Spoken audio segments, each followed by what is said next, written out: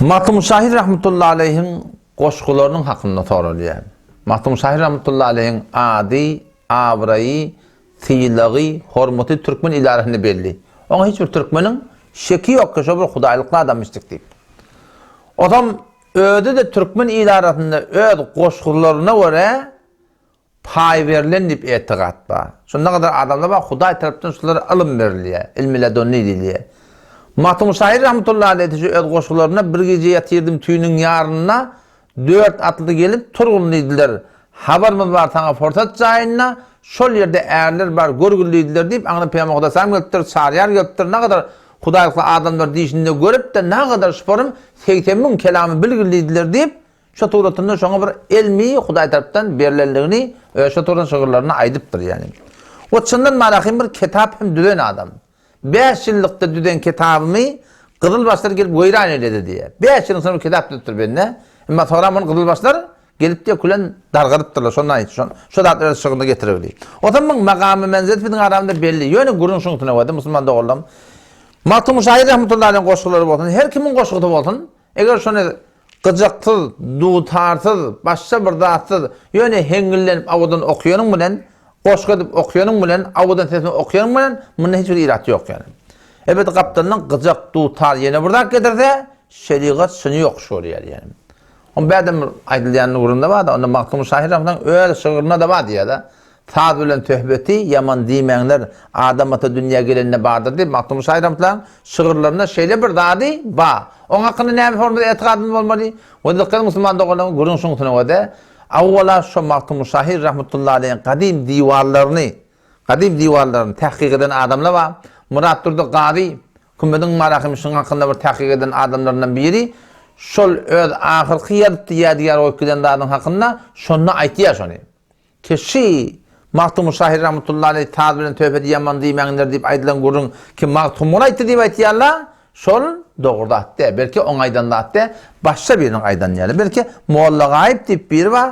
Şoňa nisbet berilýär. Oňaýdan näme diýipdir bilýär? Otam şu dogurutunda ýani diqqat wada Mahtım Şahir rahmetullahi kitabynda bar. Ferezen aslında Mahtım'ın öýdi ýadam bolsun da, şey dämi? Öýdi ýadam bolsun. Wagty ki wada Mahtım Şahir'in kitabı tefsir däbide. Kitabı hadis däbide. Kitabı fıkh däbide, şey dämi? Tadaja bir kitap. Haýdy bir kitapda bir da gelen bolsa ki bizim ehli sünnet we cemaatyň il arka gelen dadyna doğru jur çykmada o näme ihtiram bilen kenara goýulýar. Iki etiqat bilen. Awala öýdi ýadan nädir? Bäde goşulandyr. Hem şana göde şibir goşulypdyr, şey dämi? Bar öýdi ýadan ne bolsa, onlar ýalňyş ýapdyr. İstibah tahqiqinden ýalňyşypdyr. Ihtiram bilen kenara goýmaly. Ol adamlara dil ýetirmeliler ýani. Otam şu taýdan şulardan hakynda bir ýani habardar bolmak gerek. Bula Mahtım Şahir rahmetullahi aleyh aýtýan gurun. Ýani wada her bir adam musulman, Hudaý Teala'nın welisi, haýdy bir atly adam şoň adyna orta bir kitap getip hetmin şonu Kur'ana, hadisa, Hanefi mezhep fıkhına şeýle öwürmeli, şoňa arz etmeli, muwafyk ýa-da kabul etmeli, ýok näme ihtiram bilen kenara goýmaly. Hatta Peýgamberiň hadisine şey ýetýär şu var. Rasulullah sallallahu aleyhi ve sellem mübarek hadisi bar. Ki menden bir kepiyet edipdir Peýgamberimiz. Menden bir kepiyetde ki Peýgamberiň şey diýip aýtdy diýse, Peýgamberimiz Allah'ın kabul edin diýmekdir. Belki näme diýär? Fa'riduhu ala kitabillah. Men aýdan ki Peýgamberiň şey diýip aýtdym hawa, ondan soň Kur'ana arz edin. Kur'ana muwafyk ýa-da kabul edin, ýa-da kulen red edin diýipdir. Kim aýtdyr? Peýgamberimiz aýtdyr. O näde? Peýgamber ki Kur'ana tetkiq edecek ki muşakhas bu dat. Emma gurun şuňsyna Peýgamberiň ýanyna yalandan munafyk bolup gelýärler we bir nisbet.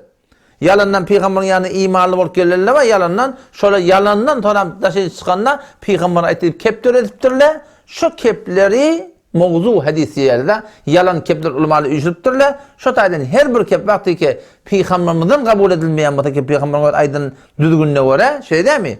O Mahtım Şahir rahmetullahi bilen de kitaplaryna haýty bir aýdylan zat şol Kur'anymyzda Peýgamberiň şeriatyna bizim öýde Hanefi mezhep boýunça ulamalaryň düzen dadyna ters gelse o näme bolýar? Ihtiram bilen kenara goýmaly. Ýa öýdi ýadan nädir? Bäde goşulandyr.